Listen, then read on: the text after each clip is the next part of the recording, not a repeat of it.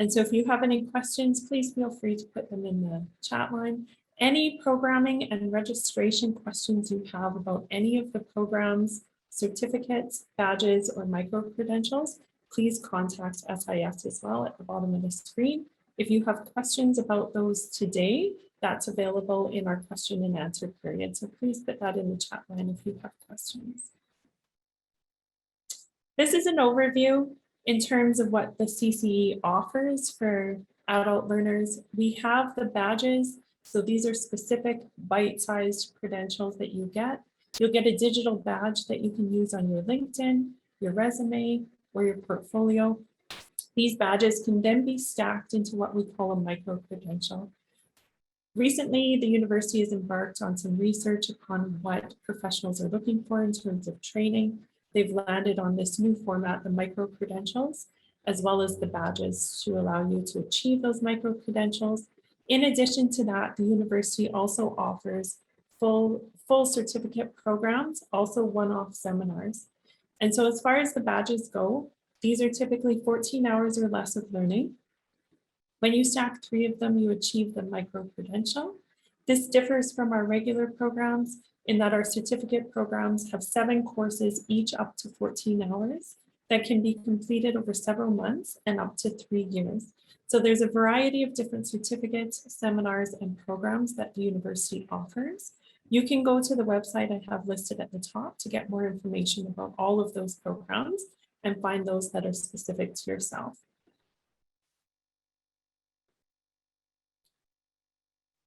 The micro-credentials are the newest form of learning and achievement that the university can offer professionals. This one that we're talking about today is within the responsive management micro-credential.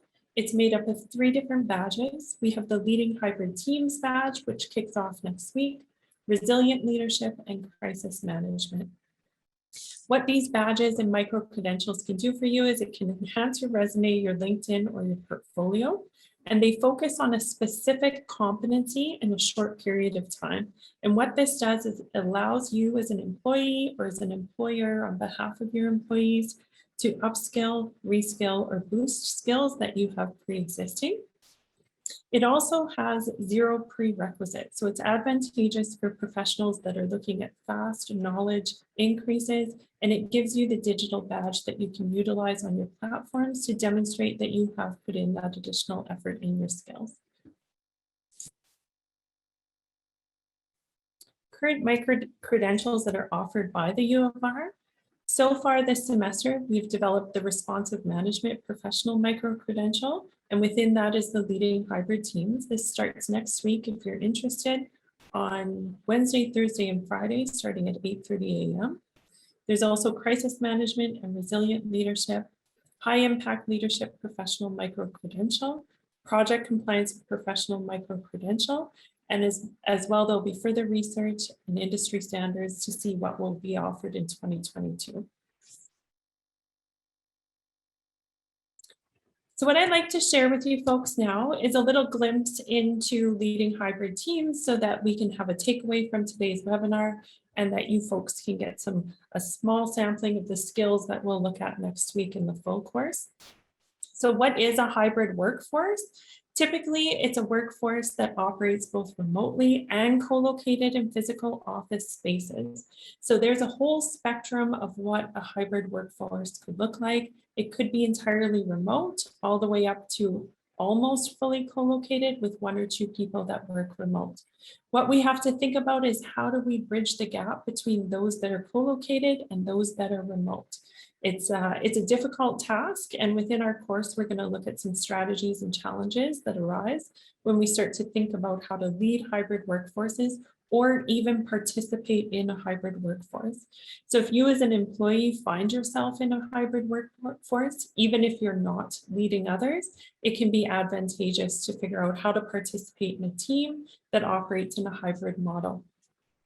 There's different ways and words we use to describe this that you'll hear. So virtual teams, geographically dispersed, distributed, remote, all describing the same dynamic where we don't have everybody co-located together. So employees who work from home or outside a co-located location fall under this category. So we could even have field staff within our workforce that are not working in the office setting 24/7. That would also be considered a dispersed team. How do we do this? Well, quite recently, we've all discovered that technology innovation actually makes it very possible and cost effective for teams to shift to a hybrid model. What I'd like to do is focus on some technology pieces. When we take the course next week, we're going to look at a number of technology solutions we can use to bridge the gap between hybrid. One of the things that we can use is called Mentimeter. Some of you may have used it before. It's a wonderful tool. So what I'd like you folks to do is go to menti.com, enter this code. I haven't started the presentation yet, so it's not going to allow you to do it quite yet. I'm going to switch screens so that you folks can see the Mentimeter in action. Just take me one moment. Hopefully you can see that screen now. Can everyone see the green screen? Head nod if you can. Yes. Nonverbal communication is critical. Hybrid. I want you guys to go in there and answer. How frequently did you and your colleagues work remotely pre-pandemic? So you're going to go to menti.com and enter the code at the top of the screen, 6792-1515. And we're going to start to see answers populate in here. One of the tricks with hybrid teams, especially if we're using technology, is how do we stay engaged? How do we keep people actively participating when it's much more challenging across the screen?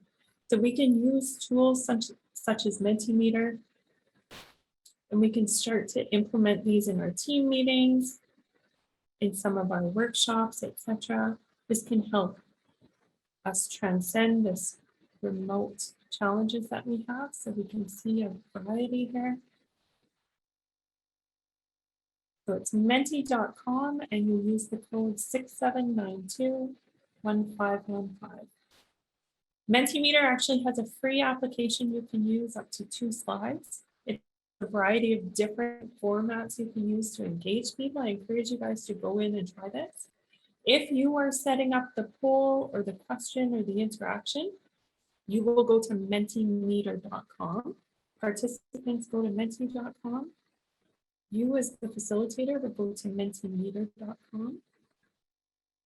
It also allows us to download our results. The trick with Mentimeter, if you have a paid subscription, it wants us to load our PowerPoint into its website and to run out of its platform. What I prefer to do is switch screens just to ensure that we have full control of our PowerPoint on our computers. So we can see a great deal of people never or rarely, the bulk of people never or rarely worked remotely pre-pandemic.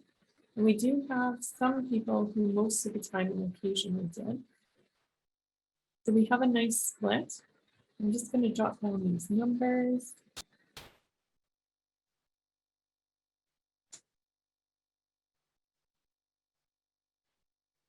You can see at the bottom, it's shown us that 75 people have participated in the pool so far.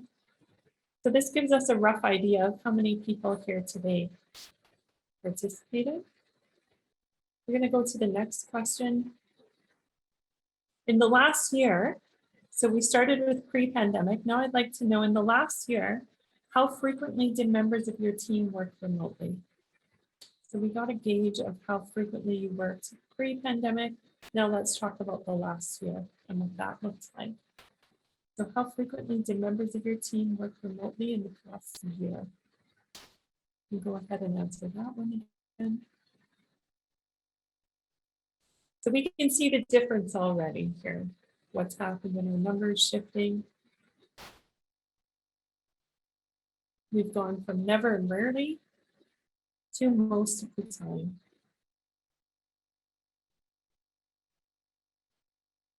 Wait, other people to participate.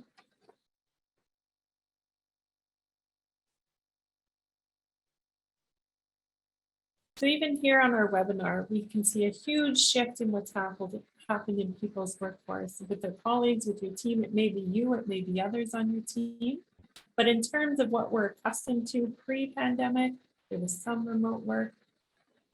Now that we've gone through the pandemic, we're seeing a great shift in how many people have had to learn to work remotely and learn those skills fast.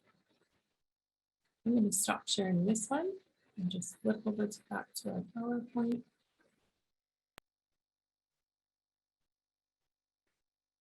So the journey to hybrid for a lot of us has not been a gentle journey. Most people had to learn very quickly to shift into remote work. What we took with us when we shifted into remote work was all of the rapport, trust, and pre-existing relationships that we had with our colleagues. And if you picture that like a fuel tank, that's going to sustain us for quite a while. What happens when we're called upon to replace staff, bring new staff in, train new staff, build new teams, completely hybrid, accommodate some people who have to shift back from hybrid to in-person. This takes on a whole different characteristic for our teams. And so we're required to start to more intentionally consider how we build those teams and how we ensure that our teams are functioning. Oftentimes what can happen is we can spend a lot of time focused on those people who are not co-located, which can actually cause rifts with the people who are co-located. There can be perception in terms of how we're leading those two dynamics. What we want to strive to do is ensure that we don't have an us and them on our team, that everybody is on the team. And so there's specific strategies we're going to talk about and how we're going to employ those to make sure that everybody's included on the team. And we're very specifically developing our teams to adapt to the hybrid model.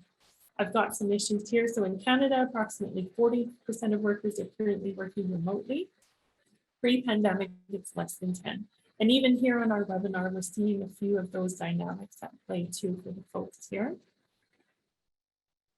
What I want you guys to do in the chat line, thumbs up if you find video meetings exhausting. So in the chat line, anyone, if you find video meetings exhausting, let's do a thumbs up. You can also use your emojis on your camera.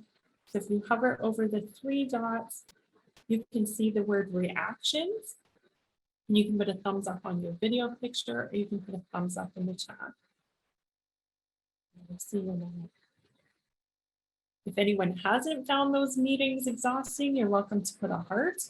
So let us know you love video all day long. There'll be no judgment. We'll want to know your secrets. Yeah, lots of thumbs up. This is a new thing that's happening for people that we couldn't have foreseen in terms of what happens to us on digital platforms when we're spending a great deal of time on digital platforms. So what they coined this, it can be our teams. Oh, we've got some people that don't mind the video. That's excellent. Good job, you guys. This can be Teams, this can be FaceTime, it can be Zoom, Skype.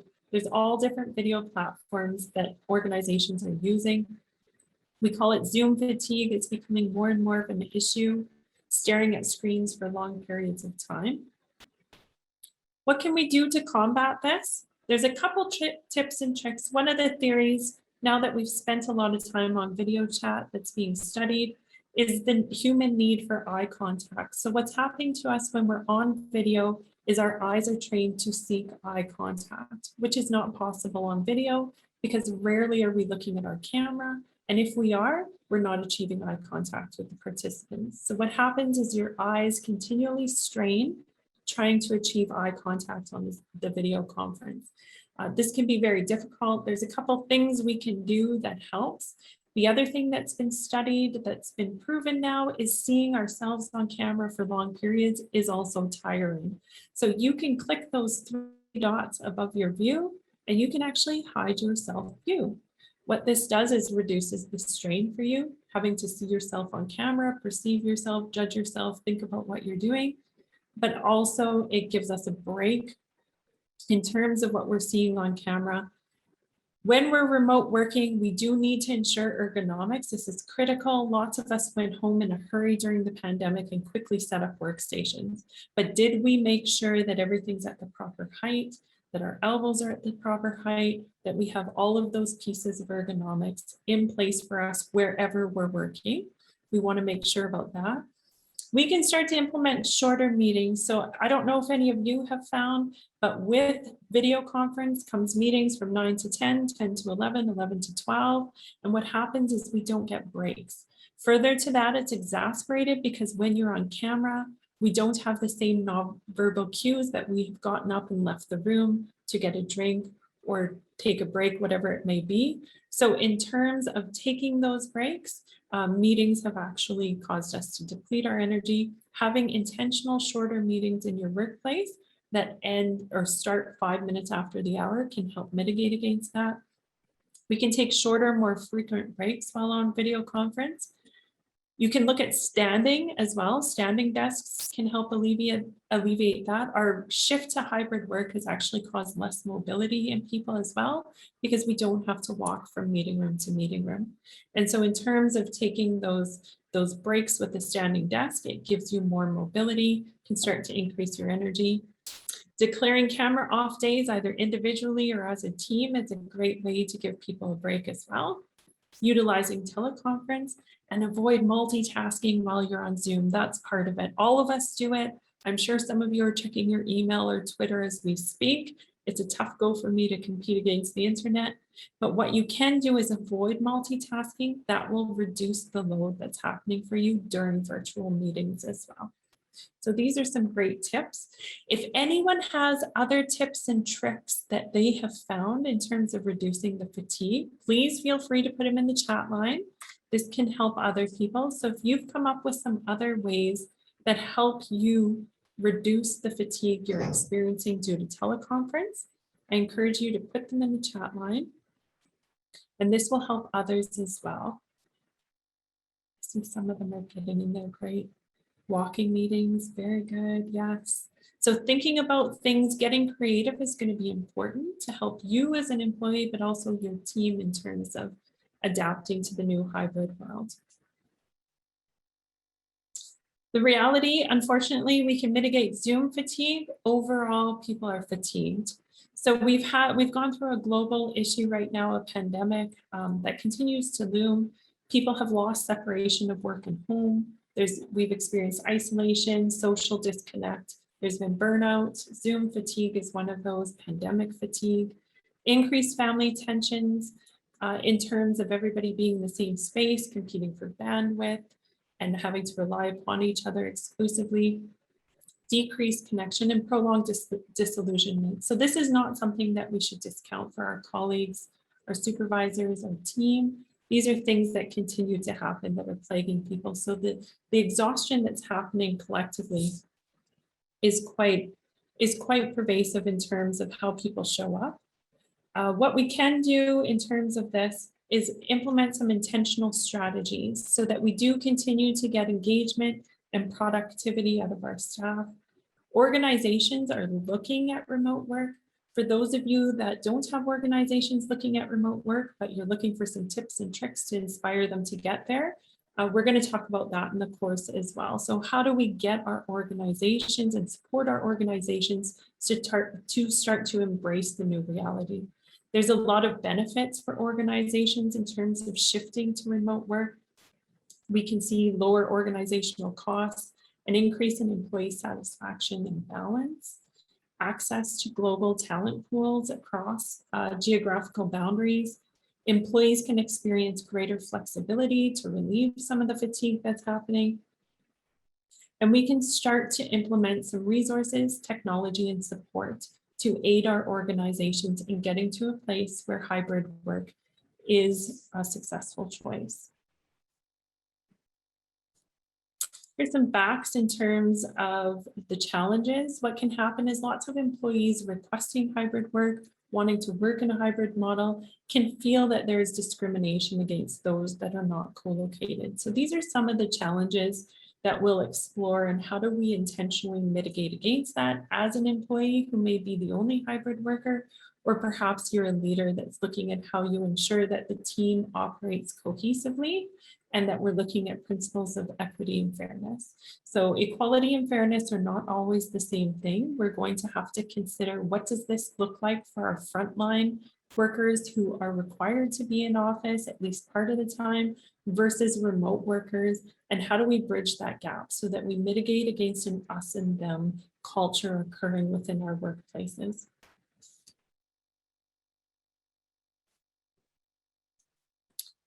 In our class, one of the things too that we hear leaders say, so if I can't see them, how do I know they are working? This happens for a lot of leaders. It happens for a lot of colleagues as well.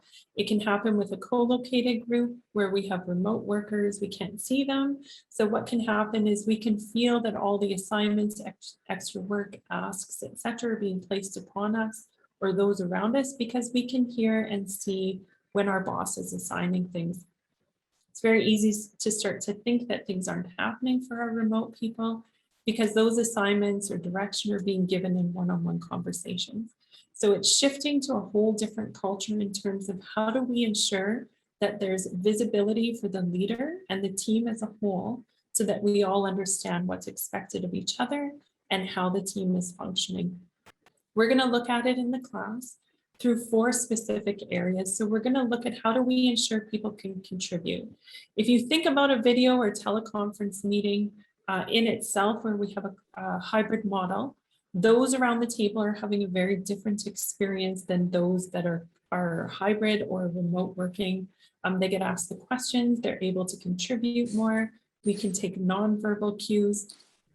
And so we want to think about how do we ensure that it's a level playing field? How do we ensure that everyone can contribute? And we'll look at a number of different technology solutions as well to make sure that we can make that happen. Compliance is going to be critical. So there's still going to be technology needs, safety needs, confidentiality, all sorts of issues and policies that your organization currently has under a traditional model of being co-located. We need to start to consider how does this shift when our employees are no longer co-located? What sort of policies need to be in place? How do we change how we share information, store information, dispose of information? Pieces such of those will help our organizations position so that they can successfully operate in a hybrid model. Collaborate, how do we intentionally ensure we're getting the same benefits of collaboration amongst our team that we previously got at the water cooler, on the way to the elevator, as we walk to our office, etc. It's a different form of collaboration that has to be modeled and put in place intentionally to ensure that we get the same benefits we had when we were together and we could see each other face to face. A lot of workplaces, and especially from your survey, showed that we didn't work hybrid previously, and then we shifted suddenly. That team had pre-existing rapport, pre-existing trust, pre-existing relationships. Much more difficult to develop when it starts from a hybrid model. So we have to look at how we shift our workforces and our employees to develop that same benefit to relationships and collaboration if we start off in a hybrid model.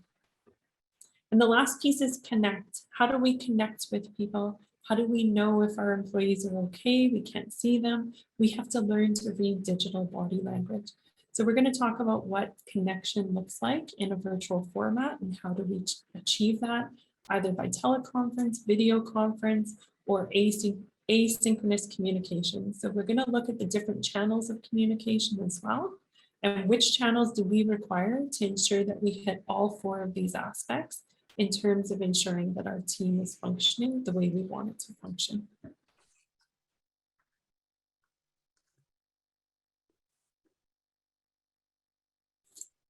The class itself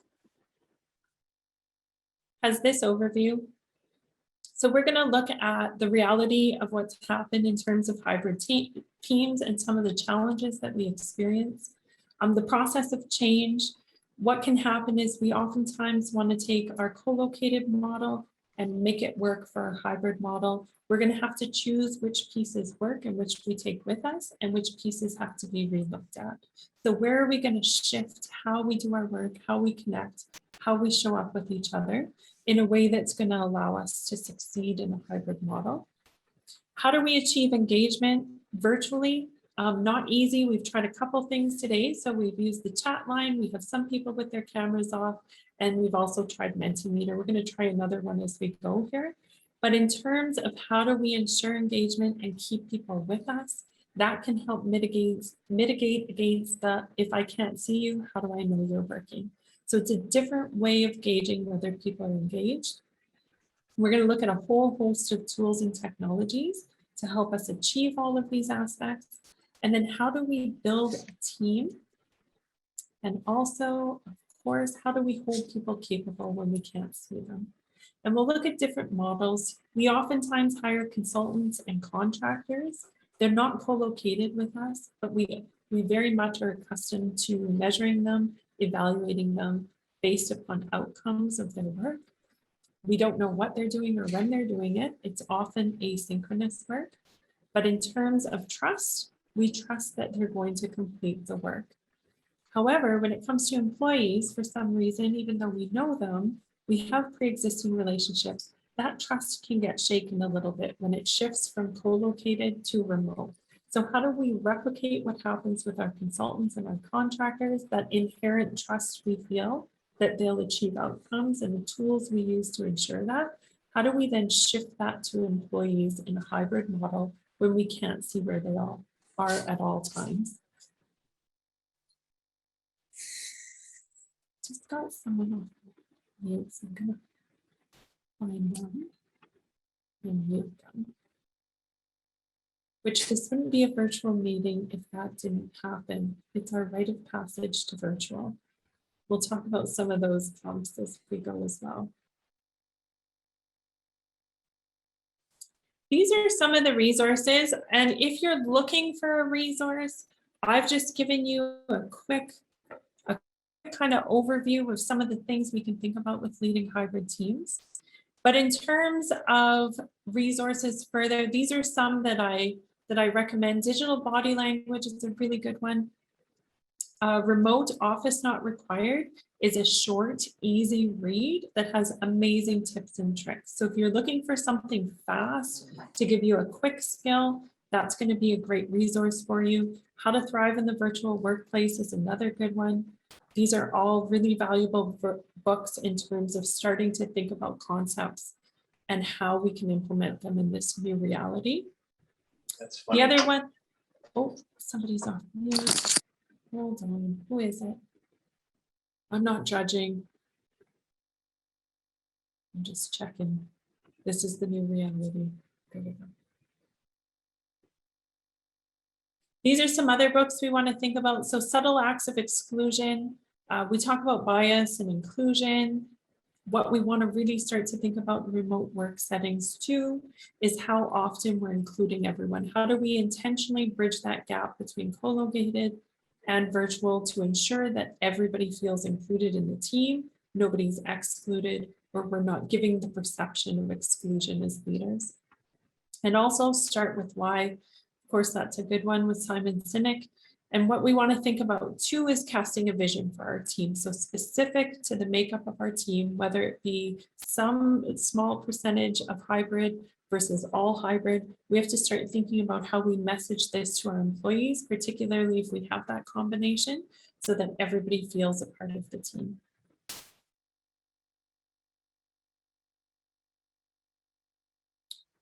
What I'd like you to do, I've got this, these 4 pictures here, and then we're going to go over to questions. But before that, I'm going to show you another piece of virtual technology that we can use for questions.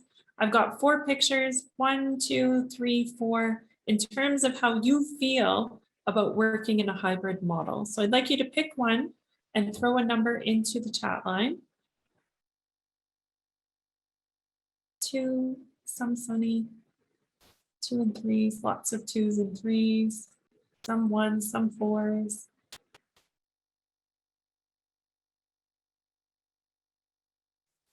The 1s and 4s, mostly 2 and 3. People are positive here today in terms of working virtually.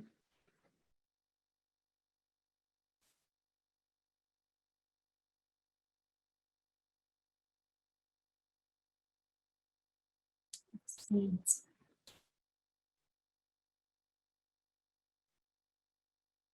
Good job, you guys can keep loading it in. I'd like to introduce you to another piece of technology that we can use. Oh, before I do that, These are all the different channels that you can find resources about the Center for Continuing Education. So you can follow on social media. There's Instagram, Facebook, LinkedIn, and YouTube. You can join the email list. Of course, you can email myself if you have questions specific to leading hybrid teams or the course content. Any programming questions or registration, please reach out to sis.noncredit@uregina.ca and they can help you. This presentation, the video recording will be available in about 24 hours. If you want to go back or you want to share it. In terms of the slide deck, we do not make the slide deck available. But you can go back and watch the video if you choose. That will be available through SIS as well.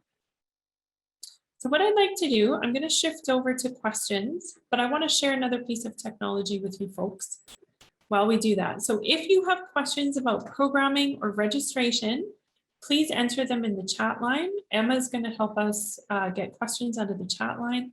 If you have questions about hybrid teams specifically or the course next week, I encourage you to try Slido.